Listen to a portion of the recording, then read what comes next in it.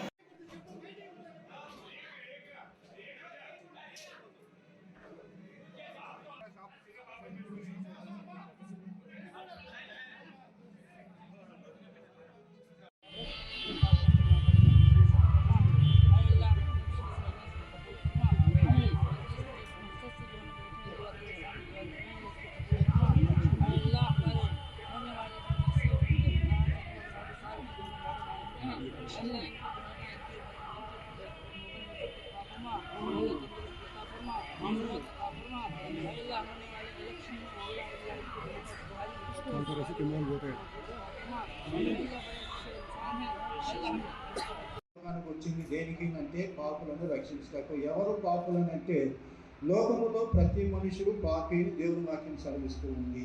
అంటే మనం లోకములో పుట్టిందే పాపంలో పుడుతూ ఉంటున్నాము, తర్వాత ఈ లోకం తప్పు చేస్తూ ఉంటున్నాం కదా.